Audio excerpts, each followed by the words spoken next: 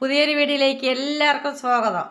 ഇന്നുണ്ടാക്കാൻ പോകുന്നത് വലിയവർക്കും കുട്ടികൾക്ക് എല്ലാവർക്കും ഇഷ്ടപ്പെടുന്ന മഴ ടൈമിൽ എപ്പോഴും കഴിക്കാൻ പറ്റിയ ഒരു അടിപൊളി അരിയുണ്ടയുടെ റെസിപ്പിയുമായിട്ടാണ് വന്നിട്ടുള്ളത്.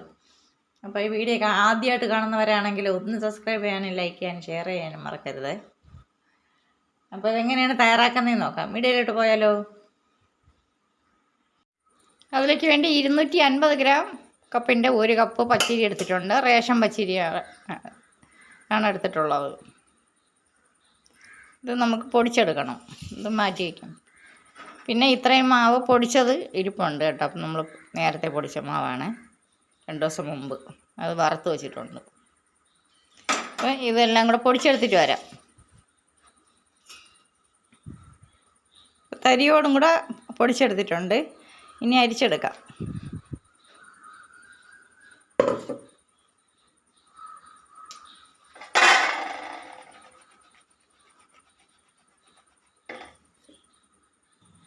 അരിയെല്ലാം പൊടിച്ച് ഒരു ഉരുളിയിലോട്ട് എടുത്തിട്ടുണ്ട്. ഇനി ഇത് വറുത്തെടുക്കാം. സ്റ്റവ് കത്തിച്ച് വെച്ച് കൊടുത്തിട്ടുണ്ട് മാവ്. നമുക്കിനി ഇത് വറുത്തെടുക്കാം.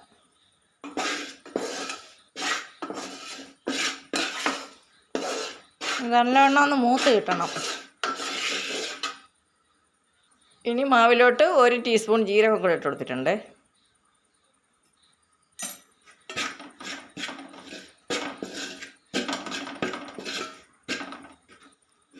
ഇത് പണ്ടുള്ള മുത്തശ്ശിമാരും അമ്മമാരും ഒക്കെ ഇതേ രീതിയിലാണ് അരിയുണ്ട തയ്യാറാക്കുന്നത്.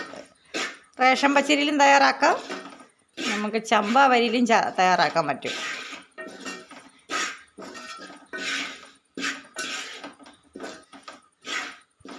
ഞാനൊന്ന് വറുത്തിട്ട് ഇത് കട്ടയായി വരുമല്ലോ, വറുത്ത് മൂത്ത് വരുമ്പോഴേക്കും. അപ്പോൾ നമുക്കൊന്ന് അടിച്ചെടുക്കണം. അപ്പോൾ ആ ജീരകം കൂടെ ഒന്ന് പൊടിഞ്ഞ് കിട്ടും.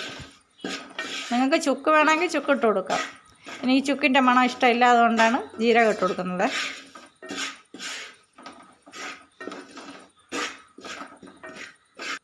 ഇപ്പം മാവെല്ലാം നല്ലവണ്ണം മൂത്ത് കിട്ടിയിട്ടുണ്ട്. ഇത്രയും മതിയാവും. സ്റ്റവ് ഓഫ് ചെയ്യാം, എന്നിട്ട് തണുക്കാൻ വയ്ക്കാം. ഇനി വേണ്ടത് തേങ്ങയാണ്. ഞാൻ കൊട്ട തേങ്ങയാണ് എടുത്തിട്ടുള്ളത്. കണ്ടില്ലേ, നല്ല ഉണങ്ങിയ തേങ്ങ. ഉണങ്ങിയ തേങ്ങയാണ് ഇട്ട് കൊടുക്കാൻ.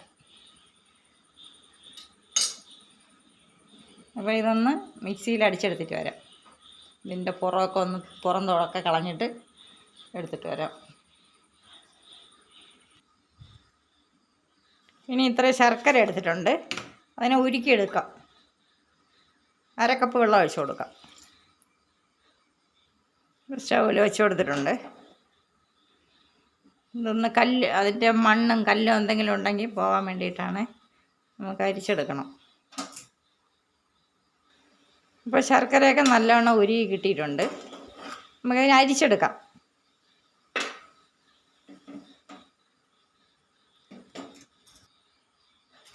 ഇനി ഇതേപോലെ ഒരു ചീനച്ചട്ടി വെച്ചെടുത്തിട്ടുണ്ട്.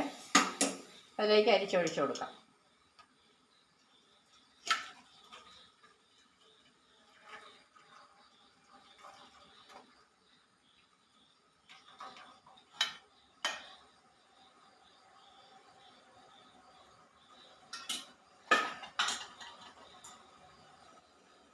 ഈ ശർക്കര എല്ലാം ഉരുകി വരുന്നുണ്ട്.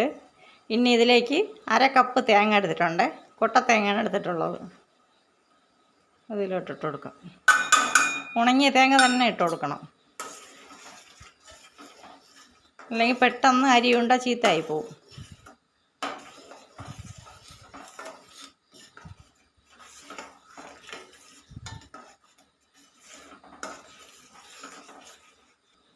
ഇപ്പം മാവ് തണുത്തതിന് ശേഷം ഞാൻ മിക്സിയിലിട്ട് ഒന്നും കൂടെ അടിച്ചെടുത്തിട്ടുണ്ട്. കാരണം ഉണ്ടയായിട്ട് കിടക്കും, ഉരുണ്ട്. അപ്പോൾ അത് പോകാൻ വേണ്ടിയിട്ട്. അപ്പം ജീരകം ഒന്ന് അടിച്ചെടുത്തിട്ടുണ്ട്. ജീരകം അടിച്ചും കൂടെ കിട്ടാൻ വേണ്ടിയിട്ടാണ് അങ്ങനെ ചെയ്തിട്ടുള്ളത്. അപ്പോൾ ആ മാവ് ഇതിലോട്ടിട്ട് കൊടുക്കാം, ശർക്കരയിലോട്ട്. നല്ലവണ്ണം മിക്സ് ചെയ്ത് കൊടുക്കാം.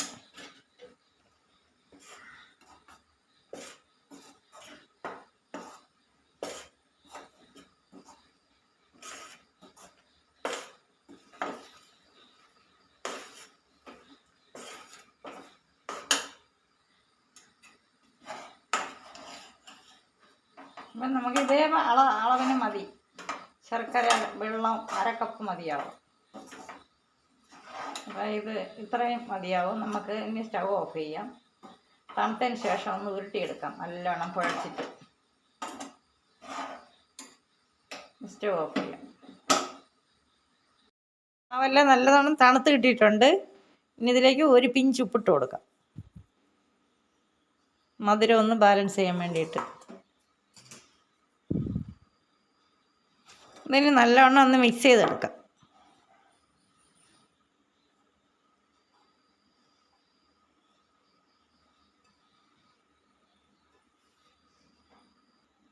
ഇനി ഉരുട്ടിയെടുക്കാം.